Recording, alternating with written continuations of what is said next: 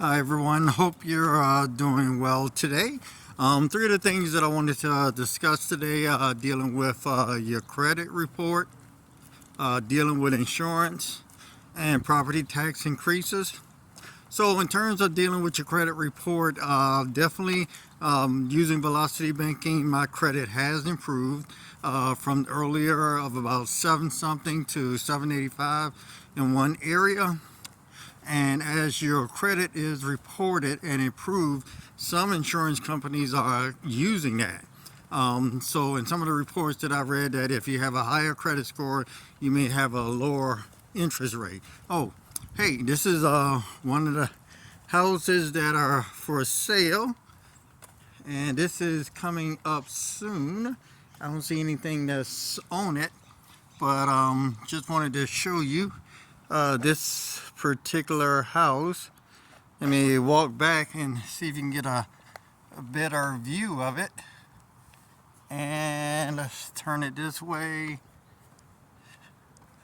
So on this particular house, so one of the things that definitely looking at is improving the credit score so that you can improve your ability to get lower interest rate. On the interest rates on homes, those things are very important also. Recently, I just did a reevaluation for one of my insurance policies on the home, on the Nissan Altima, and that's a 2015. Last year, the insurance was, I think, $42 a month. This year it is going up to $82 a month. So I've also noticed, and should have been really paying more attention, there's a $15 installment fee on to the monthly, and there's also in California a $2 or $3 fraud fee. So what I did was the money that I saved from velocity banking, I was able to kind of stretch the budget to go ahead and pay it in full, which came out to about $350. So I should have been able to save at least $30 to $40 over the policy. So when you get a chance to look at your policy and let me know if your insurance has gone up. If you also have a fraud fee, out in California we have that fraud fee on there, and there was that $15 installment fee. So I think it seems like your insurance is also a loan that they are giving you, and every month there is a an installment. So hopefully I've saved some money on that. In terms of velocity banking, this is day 17, and we're still continuing using the method of bi-weekly to show if we actually have a change. So the policy that I was necessarily looking at, and also in looking at the credit card, the credit card was about $387 when we looked at it earlier, and that was coming out to be about $321. So the idea is that when you make a chunk or you make a payment onto the policy, that also results in you saving money or increasing the cash flow. So as we come to the end of March, I'm going to continue to look at that to see if that is the case, if I've saved the cash flow amount from the policy.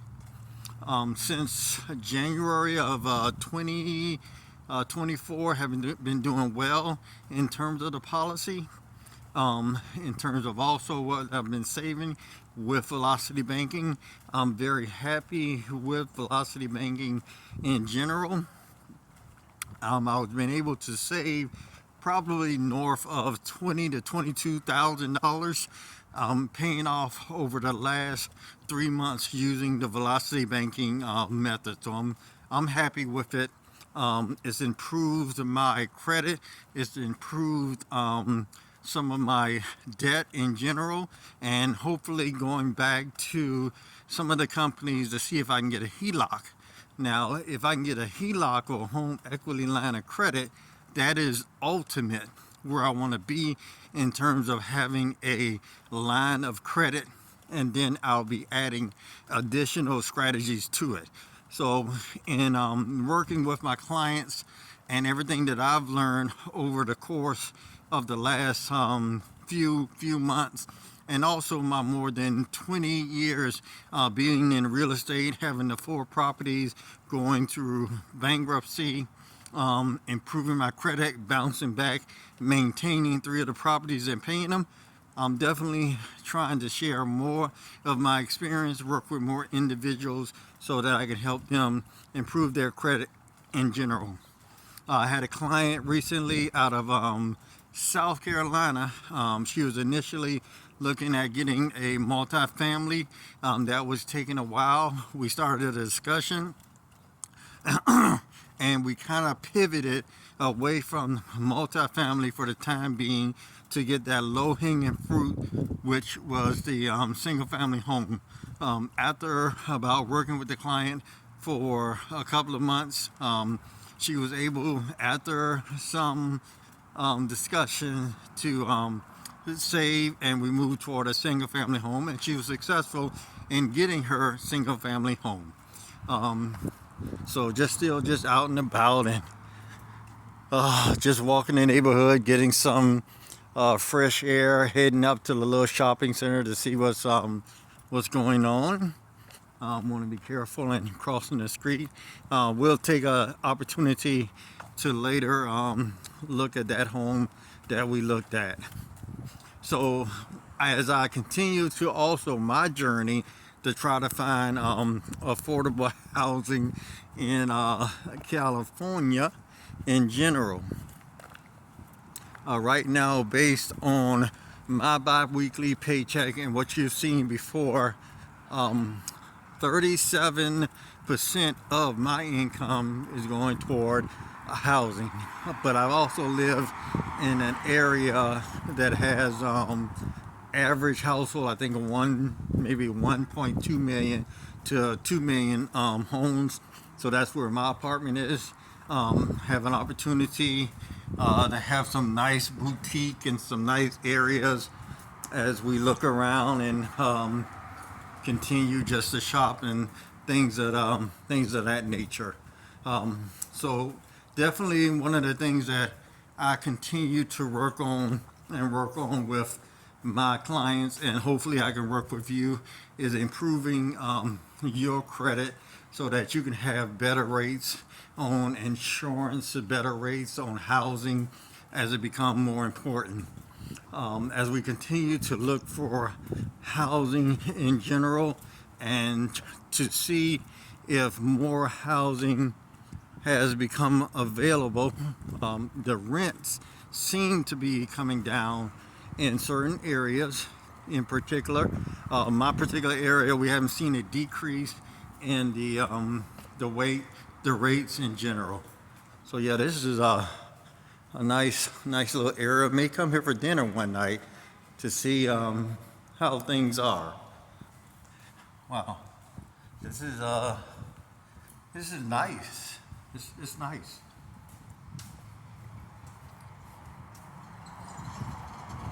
So those are just some of the things that I wanted to tap on. Definitely in terms of improving the credit and having a possible impact on your insurance. As of now, I've seen nearly a 40 to 50% increase in my insurance in general. That's a big little chunk. So even with doing velocity banking and improving my credit using bi-weekly paycheck, as I mentioned in the first videos, the general inflation that you experience could wipe out some of the savings that you see in velocity banking. Velocity banking is important. However, at the same time, in looking at the general change of inflation across the board in general, that's very important. So one of the things that we want to be aware of is the inclusion and the issue of inflation within your area. So definitely consider what's going on in your area as you look at your finance. So this has been Dr. Willie Green, aka Will, aka Dr. Financial Literacy. Thank you very much for stopping by again. Everyone have a great day. All right. Talk to you soon. Have a great day.